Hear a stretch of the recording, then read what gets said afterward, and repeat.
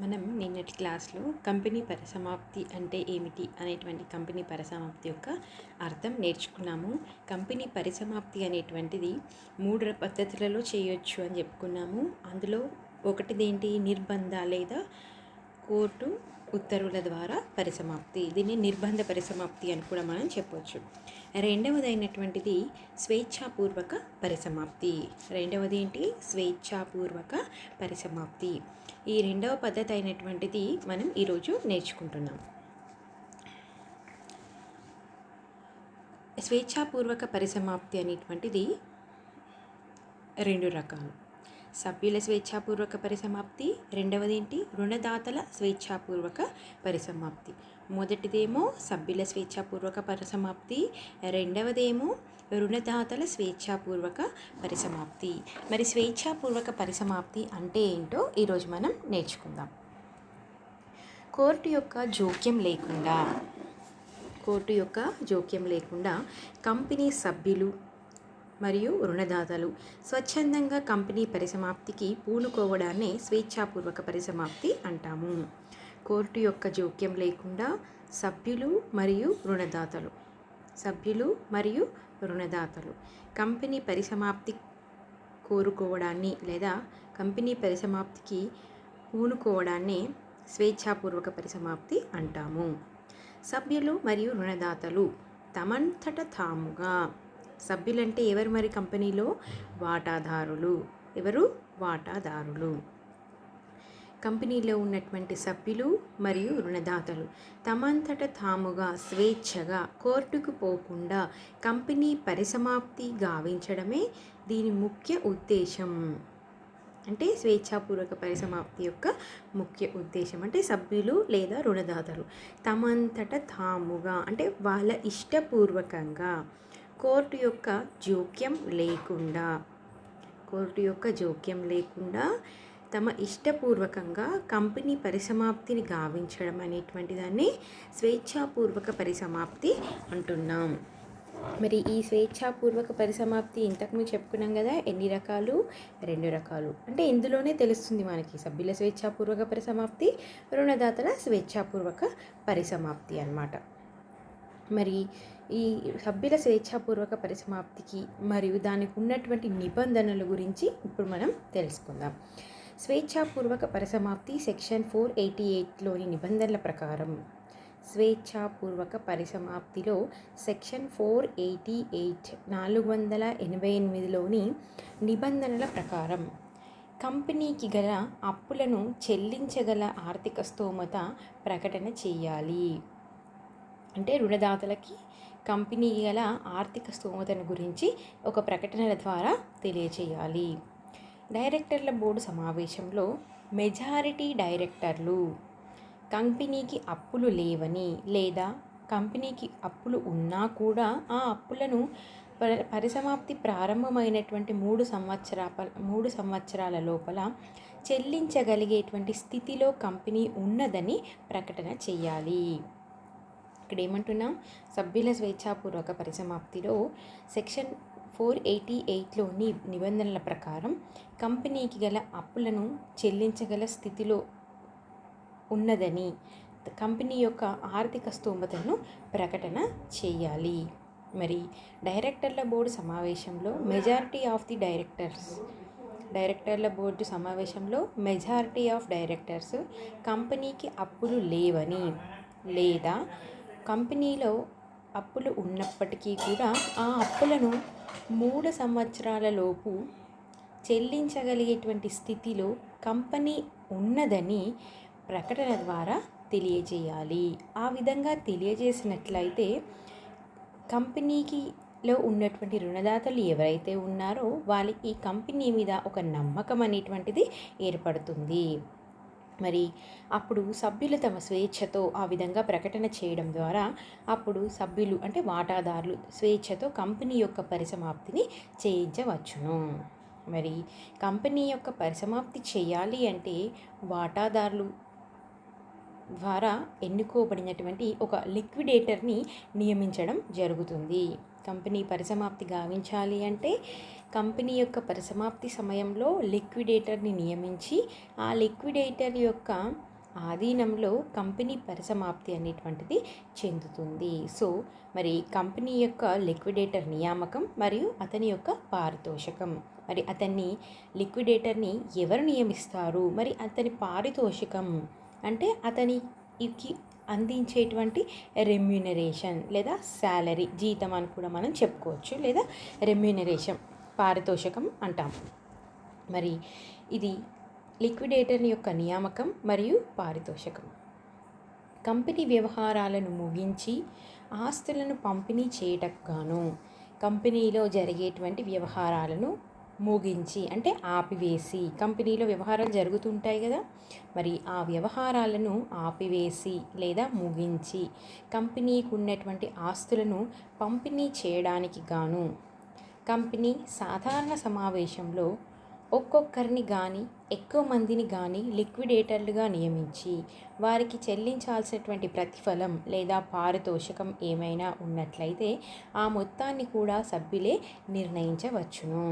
అంటే కంపెనీ యొక్క పరిసమాప్తి స్వేచ్ఛాపూర్వక పరిసమాప్తి అయినప్పుడు అది సభ్యుల స్వేచ్ఛాపూర్వక పరిసమాప్తి అయినట్లయితే పరిసమాప్తి సందర్భంలో కంపెనీలో ఒక లిక్విడేటర్ని నియమించడం జరుగుతుంది. ఎవరు నియమిస్తున్నారు? సభ్యులు లేదా వాటాదారులు నియమిస్తున్నారు.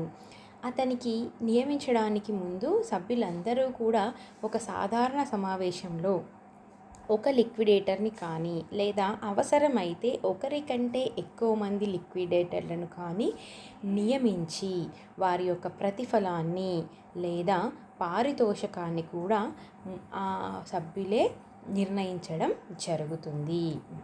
ఇది సభ్యుల స్వేచ్ఛాపూర్వక పరిసమాప్తిలో ఉన్నటువంటి అంశం. నెక్స్ట్ వన్, ఇందులోనే డైరెక్టర్ల బోర్డు అధికారాలు రద్దు కావడం. డైరెక్టర్ల బోర్డు అధికారాలు రద్దు కావడం అంటే సభ్యులు స్వేచ్ఛాపూర్వక పరిసమాప్తిని గావించినప్పుడు అందులో పరిసమాప్తి సందర్భంలో కంపెనీకి ఒక లిక్విడేటర్ని నియమించడం జరుగుతుంది. మరి ఎప్పుడైతే లిక్విడేటర్ని నియమిస్తున్నామో ఆ సందర్భంలో అంటే కంపెనీకి లిక్విడేటర్ నియమించినటువంటి వెంటనే కంపెనీలో ఉన్నటువంటి డైరెక్టర్లకు తమ అధికారాలు రద్దు కావడం జరుగుతుంది. అంటే డైరెక్టర్లకు ఉన్నటువంటి అధికారాలన్నీ కూడా రద్దవుతాయి. మరి మేనేజింగ్ డైరెక్టర్ గల అంటే డైరెక్టర్లకు ఎవరైతే డైరెక్టర్లు ఉంటున్నారో కంపెనీ యొక్క నిర్వహణ బాధ్యతల్ని చేపట్టేది ఎవరు?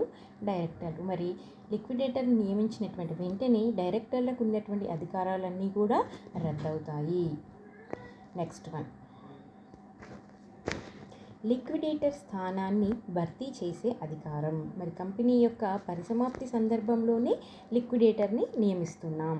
మరి ఈ లిక్విడేటర్ని నియమిస్తున్నప్పుడు లిక్విడేటర్ యొక్క స్థానాన్ని భర్తీ చేసే అధికారం అంటే కంపెనీ యొక్క లిక్విడేటర్ని నియమించిన తర్వాత లిక్విడేటర్ స్థానానికి అంటే ఆ లిక్విడేటర్ని ఎవరినైతే నియమిస్తున్నామో అతను అనుకోకుండా మరణించడం కానీ లేదా రాజీనామా చేయడం కానీ లేదా ఇతర కారణాల వలన ఏదైనా ఖాళీ ఏర్పడినట్లయితే సాధారణ సమావేశంలో మరి ఆ ఖాళీని భర్తీ చేయడం జరుగుతుంది. ఎవరు భర్తీ చేస్తారు మరి ఆ ఖాళీని అంటే కంపెనీ యొక్క సభ్యులే భర్తీ చేయడం జరుగుతుంది. ఏమంటున్నారు ఇక్కడ? లిక్విడేటర్ స్థానాన్ని భర్తీ చేయడం. మరి స్థానాన్ని భర్తీ చేయడం అంటే దాని యొక్క అర్థం ఏంటి? ఎవరినైతే కంపెనీ యొక్క లిక్విడేటర్గా నియమిస్తున్నామో అతను మరణించడం వల్ల కానీ లేదా రాజీనామా చేయడం వల్ల కానీ లేదా మరి ఏ ఇతర కారణం వల్ల కానీ లిక్విడేటర్ స్థానం ఖాళీ అయినట్లయితే ఆ ఖాళీని భర్తీ చేసేయడానికి సాధారణ సమావేశంలో ఆ లిక్విడేటర్ని కంపెనీలో ఉన్నటువంటి సభ్యులే ఎన్నుకోవడం జరుగుతుంది. నెక్స్ట్ వన్, లిక్విడేటర్ నియామకపు నోటీసు. మరి లిక్విడేటర్ని నియమించాలి అంటే కూడా ఒక నోటీస్ని ఇవ్వడం జరుగుతుంది. ఏంటది? కంపెనీ లిక్విడేటర్ నియామకం జరిగినటువంటి 10 రోజుల లోపల కంపెనీ యొక్క లిక్విడేటర్ నియామకం జరిగినటువంటి 10 రోజుల లోపల లిక్విడేటర్ నియామకపు నోటీసును రిజిస్ట్రార్కు అందజేయాలి. అంటే లిక్విడేటర్ని మేము నియమిస్తున్నాము అనేటువంటి విషయాన్ని రిజిస్ట్రార్కి తెలియజేయడం అన్నమాట.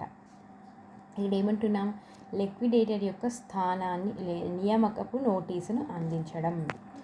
కంపెనీ లిక్విడేటర్ నియామకం జరిగిన తర్వాత, అంటే లిక్విడేటర్ని సభ్యులు నిర్ణయించేసారు, ఎవరు అనేటువంటిది నిర్ణయించడం జరిగింది. ఈ విధంగా నిర్ణయించిన తర్వాత 10 రోజుల లోపల లిక్విడేటర్ నియామకపు నోటీసును, అంటే ఎవరినైతే లిక్విడేటర్గా నియమించామో అతనికి సంబంధించినటువంటి వివరాలన్నీ కూడా కంపెనీ యొక్క రిజిస్ట్రార్కి తెలియజేయాలి. తదుపరి లిక్విడేటర్ స్థానాన్ని, వచ్చే ప్రతి ఖాళీని, అందులో నియమించినటువంటి లిక్విడేటర్ల పేర్లని రిజిస్ట్రార్కు తప్పకుండా అందించాలి. అంటే మొదటిగా లిక్విడేటర్గా ఎవరిని నియమిస్తున్నాము, మరి ఆ లిక్విడేటర్ని నియమించిన తర్వాత ఏ కారణం వల్ల కానీ అతని స్థానం ఖాళీ ఏర్పడినట్లయితే ఆ ఖాళీని ఏర్పడిన తర్వాత వేరొక లిక్విడేటర్ని మనం నియమిస్తాం. ఆ విధంగా నియమించినటువంటి విషయాన్ని కూడా కంపెనీ యొక్క రిజిస్ట్రార్కి మనం తెలియజేయాలి. నెక్స్ట్ వన్, కంపెనీ ఆస్తులను అమ్మినందుకు ప్రతిఫలం.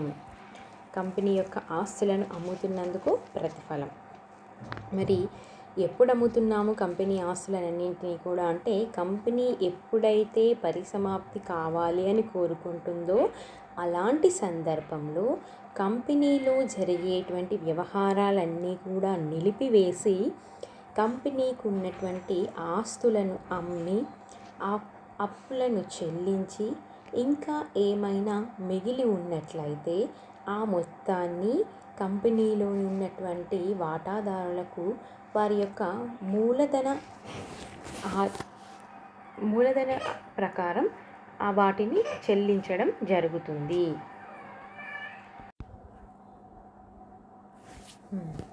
మరి ఆ సభ్యుల స్వేచ్ఛాపూర్వక పరిసమాప్తిలో లిక్విడేటర్కి పరిసమాప్తి బాధ్యతలను అప్పగించినట్లయితే ఆ లిక్విడేటర్ కంపెనీకి ఉన్నటువంటి ఆస్తులను అమ్మి అప్పులను చెల్లించి ఇంకా మిగిలిన మొత్తం ఏమైనా ఉన్నట్లయితే దానిని వాటాదారులకు వారి యొక్క వాటా మూలధనం నిష్పత్తిలో వాళ్ళకి పంచడం జరుగుతుంది. ఓకే, నెక్స్ట్ వన్, కంపెనీ దివాలా తీసినప్పుడు అప్పులను చెల్లించగల స్తోమత కంపెనీకి లేకపోవడాన్ని దివాలా తీయడం అంటున్నాం. అంటే అప్పులను చెల్లించగల స్తోమత స్తోమతల గురించి కంపెనీ చేసిన ప్రకటన కాలపరిమితిలోగా అప్పులను చెల్లించే స్థితిలో కంపెనీ లేదని లిక్విడేటర్ భావించిన వెంటనే రుణదాతల సమావేశాన్ని ఏర్పాటు చేయడం జరుగుతుంది. అంటే కంపెనీకి ఉన్నటువంటి అప్పులను చెల్లించగలిగేటువంటి ఆర్థిక స్తోమతల గురించి తెలియజేస్తాడు. ఎవరు? కంపెనీ ఆ స్థితిలో లేదని లిక్విడేటర్ భావించినప్పుడు ఆ విషయాన్ని రుణదాతల సమావేశాన్ని ఏర్పాటు చేసి తెలియజేయడం జరుగుతుంది. కంపెనీ దివాలా తీసిందని, అప్పుల చెల్లించుటకు చాలినన్ని ఆస్తులు లేవని వాస్తవాలను లిక్విడేటర్ రుణదాతలకు తెలియజేయాలి.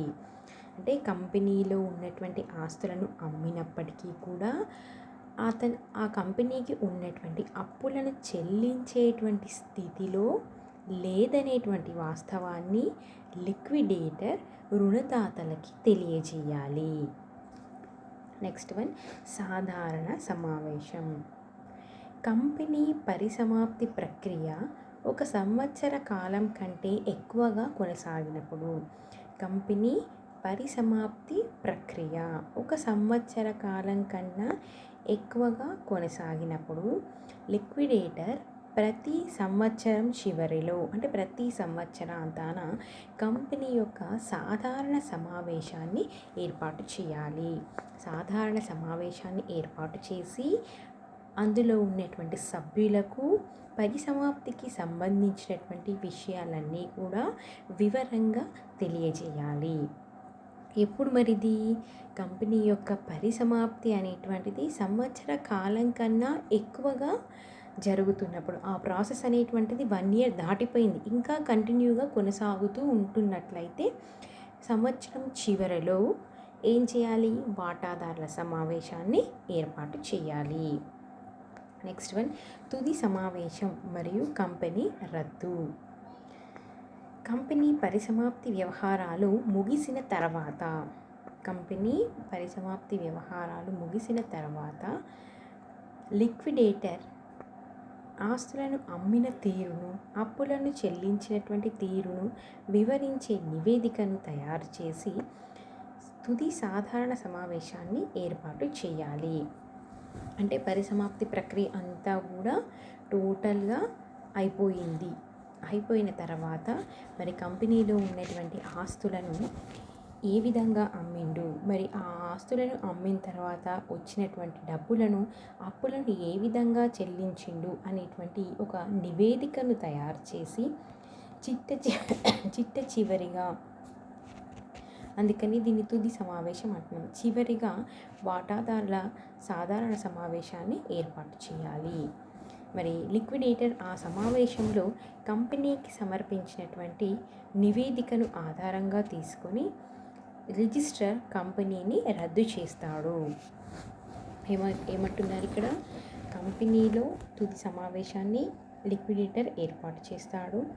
లిక్విడేటర్ ఆ విధంగా ఏర్పాటు చేసిన తర్వాత ఆ నివేదికని ఆధారంగా చేసుకొని రిజిస్ట్రార్ కంపెనీని పూర్తిగా రద్దు చేస్తాడు. అంటే కంపెనీ యొక్క రిజిస్ట్రార్ కంపెనీల రిజిస్టర్ నుండి కంపెనీ పేరును శాశ్వతంగా తొలగించడం జరుగుతుంది. పరిసమాప్తి ప్రక్రియ ముగిసిన తర్వాత రద్దు చేయడం జరుగుతుంది. ఇవి సభ్యుల స్వేచ్ఛాపూర్వక పరిసమాప్తిలో ఉన్నటువంటి అంశాలు. నెక్స్ట్ వన్ ఏముంది? రుణదాతల స్వేచ్ఛాపూర్వక పరిసమాప్తి. రుణదాతల స్వేచ్ఛాపూర్వక పరిసమాప్తి. కంపెనీ అప్పులు చెల్లించగల స్తోమత గురించి ప్రకటన జారీ చేయలేని పరిస్థితులలో ఉన్నట్లయితే కంపెనీ డైరెక్టర్లు, వాటాదారులు స్వేచ్ఛాపూర్వక పరిసమాప్తిని చేయకూడదు. కంపెనీకి ఎప్పుడైతే అప్పులు చెల్లించే దానికి సరిపోతున్నాయో అప్పుడు మాత్రమే ప్రకటన చేయాల్సిన అవసరం లేదు. ఆస్తులను అమ్మినా కూడా అప్పులను చెల్లించేటువంటి స్థితిలో కంపెనీ లేనప్పుడు ఆ విషయాన్ని రుణదాతల సమావేశాన్ని ఏర్పాటు చేసి రుణదాతలకి తెలియజేయాలి. అంతేగాని వాళ్ళు ఈ స్వేచ్ఛాపూర్వక పరిసమాప్తిని చేయడానికే వీల్లేదు. ఆ విషయాన్ని కంపెనీ సమావేశంలో వెల్లడించి, అంటే రుణదాతల సమావేశాన్ని ఏర్పాటు చేసి కంపెనీ యొక్క పరిసమాప్తి బాధ్యతలను గురించి రుణదాతలకి అప్పగించాలి. ఈ విధంగా చేపట్టినటువంటి ప్రక్రియని రుణదాతల స్వేచ్ఛాపూర్వక పరిసమాప్తి అంటారు. సో మరి ఈ విధమైనటువంటి పరిసమాప్తిలో రుణదాతలకు పూర్తి స్వేచ్ఛ ఉంటుంది. పరిసమాప్తి అనేటువంటిది రుణదాతల చేతుల్లో పెడుతున్నారు కాబట్టి రుణదాతలకి పూర్తి స్వేచ్ఛ అనేటువంటిది ఉంటుంది. ఇందులో పరిసమాప్తి ప్రక్రియలో రుణదాతలకి పూర్తి స్వేచ్ఛ ఉంటుంది. ఫస్ట్ నెంబర్ 1, రుణదాతల సమావేశం. అందులో ఉన్నటువంటి అంశాలు, అందులో ఉన్నటువంటి పాయింట్స్ ఏంటో తెలుసుకుందాం. రుణదాతల స్వేచ్ఛాపూర్వక పరిసమాప్తిలో నెంబర్ 1 ఏంటి? రుణదాతల సమావేశం. స్వేచ్ఛాపూర్వక పరిసమాప్తిని కోరుతూ తీర్మానం చేయడానికి జరిగే కంపెనీ సాధారణ సమావేశం రోజున కానీ మరుసటి రోజున కానీ రుణదాతల సమావేశాన్ని ఏర్పాటు చేయాలి. ఏమంటున్నాం ఇక్కడ? స్వేచ్ఛాపూర్వక పరిసమాప్తిని కోరుతూ తీర్మానం చేయడానికి జరిగే కంపెనీ సాధారణ సమావేశంలో కానీ ఆ తర్వాతి రోజున కానీ రుణదాతల సమావేశాన్ని ఏర్పాటు చేయాలి. సాధారణంగా సమావేశపు నోటీసుతో పాటుగా రుణదాతల సమావేశపు నోటీసును కూడా పోస్ట్ ద్వారా పంపించడం జరుగుతుంది. సాధారణ సమావేశం నోటీస్తో పాటుగా నెక్స్ట్ ఏంటి, రుణదాతల సమావేశపు నోటీసును కూడా పోస్ట్ ద్వారా అందించడం జరుగుతుంది. నెక్స్ట్ వన్, తీర్మానాలను రిజిస్ట్రార్కు అందజేయడం. తీర్మానాలని రిజిస్ట్రార్కు అందజేయడం.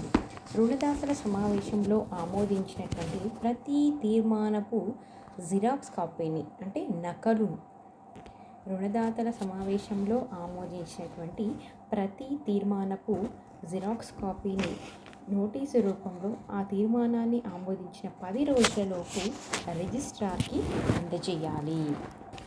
కంపెనీల యొక్క రిజిస్ట్రార్కి అందజేయాలి. నెక్స్ట్ వన్, లిక్విడేటర్ నియామకం. మరి కంపెనీ పరిసమాప్తి జరగాలి అంటే కంపెనీ పరిసమాప్తి సందర్భంలో లిక్విడేటర్ని నియమించడం జరుగుతుంది.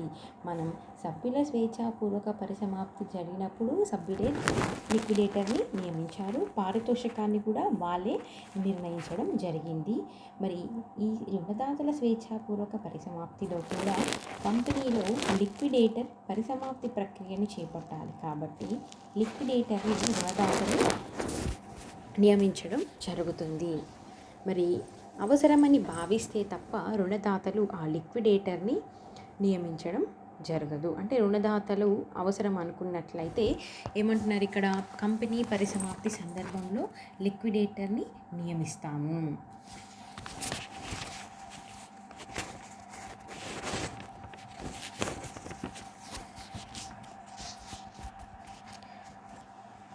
నెక్స్ట్, రుణదాతలు కంపెనీ ఇద్దరు వేరువేరు వ్యక్తులను నియమించినటువంటి పక్షంలో రుణదాతలు నియమించిన వ్యక్తినే లిక్విడేటర్గా వ్యవహరిస్తారు. ఈ పరిసమాప్తి సందర్భంలో లిక్విడేటర్ని నియమిస్తాం కదా, మరి ఈ లిక్విడేటర్ని కంపెనీ కానీ రుణదాతలు కానీ ఇద్దరు కూడా నియమించినప్పటికీ కూడా ఫైనల్గా ఎవరు నియమించినటువంటి లిక్విడేటర్ను, రుణదాతలు నియమించినటువంటి లిక్విడేటర్గా నియమించడం జరుగుతుంది. నెక్స్ట్ వన్, తనిఖీ కమిటీ నియామకం. తనిఖీ కమిటీ నియామకం.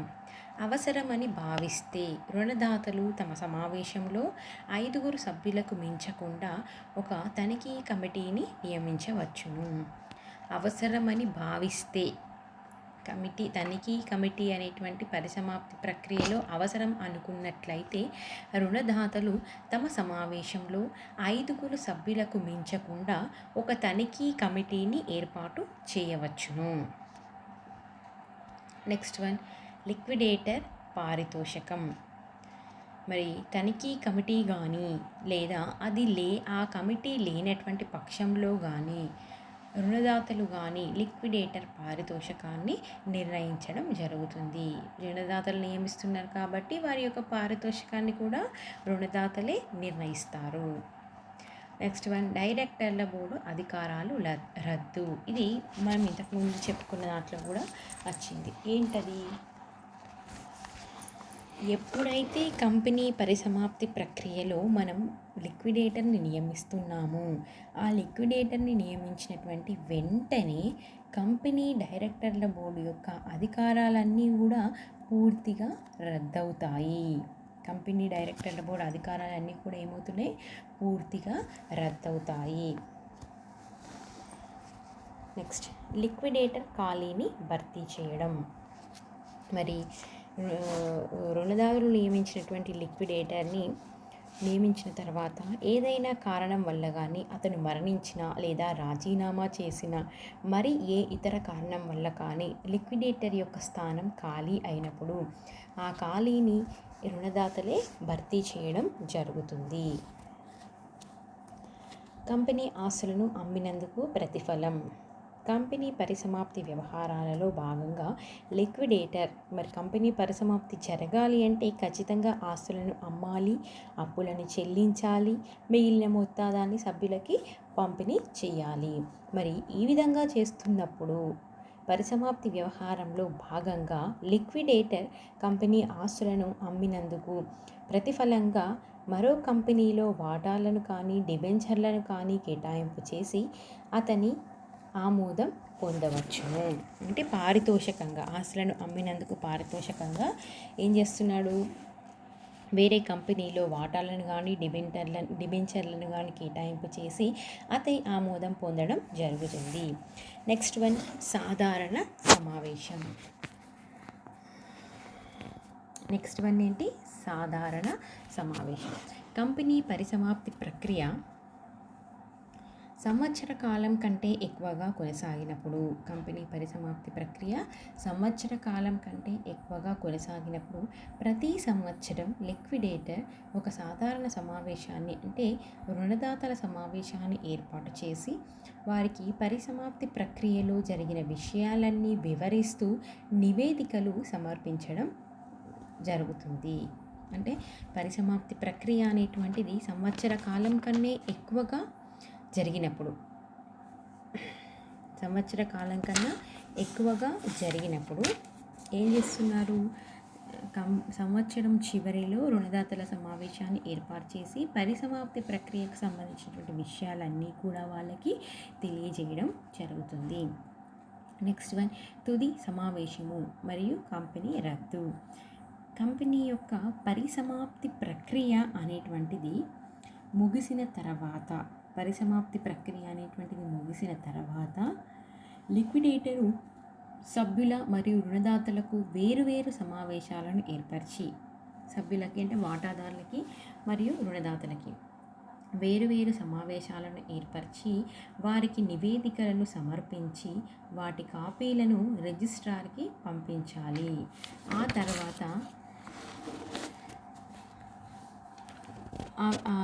అందులో ఉన్నటువంటి విషయాలన్నీ, పరిసమాప్తిలో జరిగేటువంటి విషయాలన్నీ కూడా ఒక నివేదిక రూపంలో తయారు చేసి ఆ నివేదికని కంపెనీ యొక్క రిజిస్ట్రార్కి అందించాలి.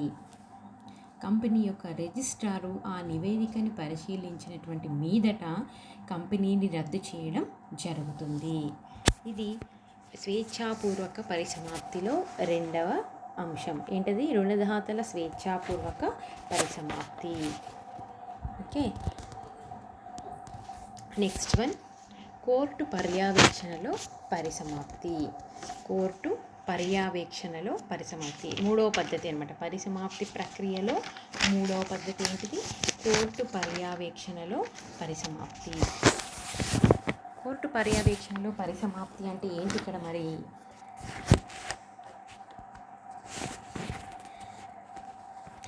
వాటాదారులు లేదా రుణదాతల స్వేచ్ఛాపూర్వక పరిసమాప్తులలో వాటాదారుల చేత లేదా రుణదాతల చేత నియమించబడినటువంటి ప్రైవేటు లిక్విడేటర్లు.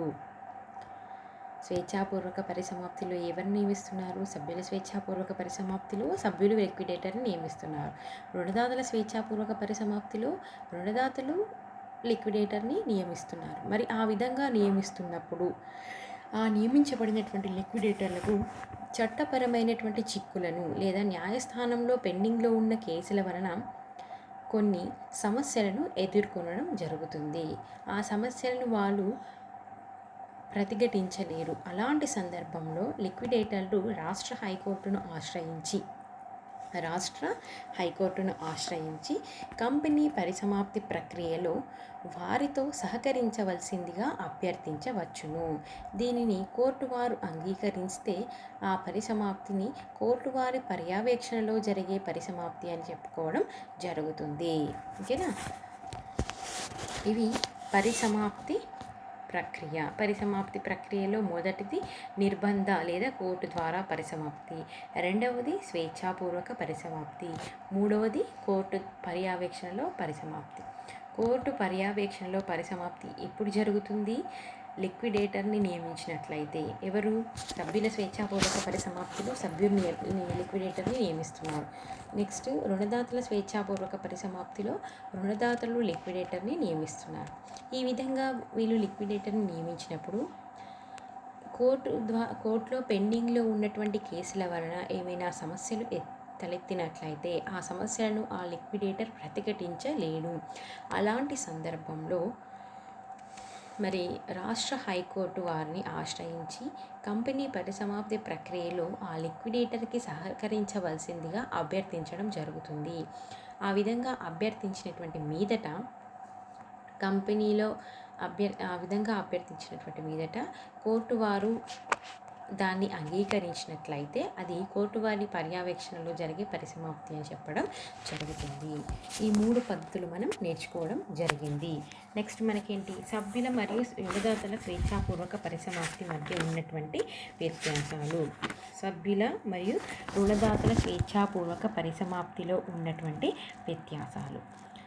నంబర్ 1, ఆర్థిక స్థోమతపై ప్రకటన.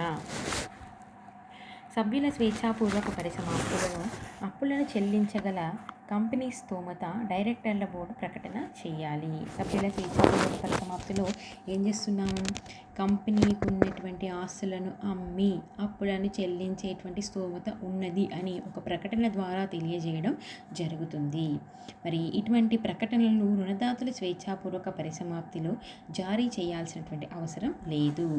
మరి ఎప్పుడైతే అప్పులను చెల్లించగలిగే స్థోమత ఉందో అప్పుడు మాత్రమే సభ్యుల స్వేచ్ఛాపూర్వక పరిసమాప్తి చేయవచ్చును. కానీ ఆర్థిక స్థోమత లేనప్పుడు సభ్యుల స్వేచ్ఛాపూర్వక పరిసమాప్తి చేయడానికి అవకాశం లేదన్నమాట. ఎప్పుడైతే ఆర్థిక స్థోమత లేదో అప్పుడే ఏం చేస్తున్నాం, రుణదాతలకి ఆ పరిసమాప్తి బాధ్యతల్ని చేపట్టడం జరుగుతుంది. నెక్స్ట్ 1, పరిసమాప్తిపై నియంత్రణ. సభ్యుల స్వేచ్ఛాపూర్వక పరిసమాప్తిలో కంపెనీ పరిసమాప్తి వ్యవహారాలపై సభ్యులకు పూర్తి నియంత్రణ ఉంటుంది. సభ్యుల స్వేచ్ఛాపూర్వక పరిసమాప్తిలో ఏం జరుగుతుంది, పరిసమాప్తి ప్రక్రియలో లేదా పరిసమాప్తి ప్రక్రియలో భాగంగా అందులో ఉన్నటువంటి వ్యవహారాలపై సభ్యులకు పూర్తి నియంత్రణ ఉంటుంది. ఇందులో అప్పులను చెల్లించగలిగేటువంటి స్థోమత కంపెనీకి ఉన్నది అని ప్రకటన చేస్తున్న రుణదాతల పరిసమాప్తి ప్రక్రియలో ప్రత్యేకంగా ఈ విషయం పాలు పంచుకోవాల్సిన అవసరం లేదు. రుణదాతల స్వేచ్ఛాపూర్వక పరిసమాప్తిలో కంపెనీ దివాలా తీసినట్లయితే లేదా దివాలా తీసినట్లుగా పరిగణిస్తున్నందున పరిసమాప్తి వ్యవహారాలపై రుణదాతలకు పూర్తి నియంత్రణ ఉంటుంది. సభ్యుల స్వేచ్ఛాపూర్వక పరిసమాప్తిలో ఏమంటున్నాం, అప్పులను చెల్లించేటువంటి స్తోమత ఉన్నప్పుడు మాత్రమే వాటాదారులు స్వేచ్ఛాపూర్వక పరిసమాప్తిని గావించవచ్చు.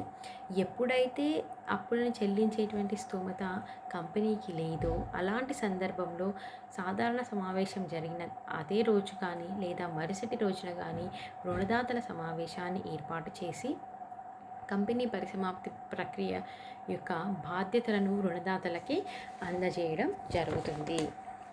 నెక్స్ట్ 1, సమావేశాలు. సభ్యుల స్వేచ్ఛాపూర్వక పరిసమాప్తిలో కనీస సభ్యులు వంతుదారులు సమావేశం మాత్రమే జరుగుతుంది. సభ్యుల స్వేచ్ఛాపూర్వక పరిసమాప్తిలో కంపెనీ సభ్యులు వంతుదారులు సమావేశం మాత్రమే జరుగుతుంది. కంపెనీ సభ్యుల సమావేశం మరియు వంతుదారుల సమావేశం మాత్రమే జరుగుతుంది. వీటితో పాటు రుణదాతల సమావేశం అనేటువంటిది జరగదు. అదే రుణదాతల స్వేచ్ఛాపూర్వక పరిసమాప్తిలో సభ్యుల మరియు వంతుదారుల సమావేశం జరిగిన ప్రతిసారి రుణదాతల సమావేశం జరపాలి. నెక్స్ట్ 1, లిక్విడేటర్ నియామకం. ఎప్పుడైతే మనం కంపెనీ పరిసమాప్తిని గావిస్తున్నామో అలాంటి సందర్భంలో కంపెనీ యొక్క పరిసమాప్తి ప్రక్రియని చేపట్టడానికి ఒక అఫీషియల్ లిక్విడేటర్ని నియమించడం జరుగుతుంది. ఎప్పుడైతే లిక్విడేటర్ని మనం నియమిస్తున్నామో ఆ సందర్భంలో కంపెనీ యొక్క మేనేజింగ్ డైరెక్టర్కు ఉన్నటువంటి అధికారాలన్నీ కూడా పూర్తిగా రద్దు అవుతాయి. మరి ఈ విధంగా లిక్విడేటర్ యొక్క నియామకం అనేటువంటిది మరియు అతన్ని ఎవరు నియమిస్తున్నారు, సభ్యులను నియమిస్తున్నారా, రుణదాతలు నియమిస్తున్నారా, మరియు నియమించినటువంటి వ్యక్తికి పారితోషికం ఏ విధంగా నిర్ణయిస్తున్నారు, పారితోషికాన్ని తనిఖీ కమిటీ కానీ అది లేని పక్షంలో రుణదాతలు కానీ నిర్ణయించడం జరుగుతుంది. ఇవి కంపెనీ సభ్యులకు మరియు రుణదాతలకు మధ్య ఉన్నటువంటి వ్యత్యాసాలు. నెక్స్ట్ 1 మనకేంటి, కంపెనీలో పరిసమాప్తికి సంబంధించి ఈ ఆర్జీ పెట్టుకునేటువంటి వ్యక్తులు. కంపెనీ పరిసమాప్తిలో ఆర్జీ పెట్టుకునేటువంటి వ్యక్తులు. మరి ఎవరు ఆర్జీ పెట్టుకుంటారు? కంపెనీకి పరిసమాప్తి చెయ్యండి అని ఎవరు ఆర్జీ పెట్టుకుంటారు అనేటువంటిది మనం ఇప్పుడు చూద్దాం. First one company. ఎవరు పెట్టుకుంటున్నారు? First one company. మరి పరిసమాప్తిని కోరుతూ సాధారణ సమావేశంలో ప్రత్యేక తీర్మానం ద్వారా ఆమోదించి కంపెనీయే స్వయంగా కోర్టుకు ఆర్జీ పెట్టుకోవచ్చును. మరి కంపెనీ పరిసమాప్తి కావించాలి అంటే ఏం చెప్తున్నాము? సాధారణ సమావేశాన్ని ఏర్పాటు చేసి ఆ సమావేశంలో ఒక ప్రత్యేక తీర్మానం చేసి కంపెనీయే స్వయంగా కోర్టుకు ఆర్జీ పెట్టుకోవడం అనేటువంటిది మొదటిది. నెక్స్ట్ వన్ రుణదాతలు. ఆగంతుక రుణదాతలు, భావి రుణదాతలు, హామీగల రుణదాతలు, డెబెంచర్దారులు, ట్రస్టీలు అందరూ సమిష్టిగా కానీ విడివిడిగా కానీ కంపెనీ యొక్క పరిసమాప్తిని కోరుతూ ఆర్జీని కోర్టుకు దాఖలు చేయవచ్చును. అంటే ఆర్జీ అంటే దరఖాస్తు అన్నమాట. ఏమంటున్నాం ఇక్కడ?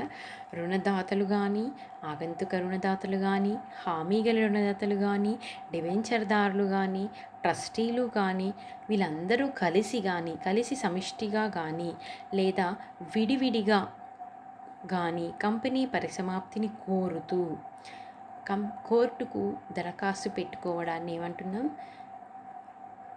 ఇక్కడ? కంపెనీకి ఆర్జీ పెట్టుకునేటువంటి వ్యక్తులు అని అంటున్నాం. నెక్స్ట్ వన్ వంతుదారులు. పూర్తిగా చెల్లించినటువంటి వాటాలను కలిగి ఉన్న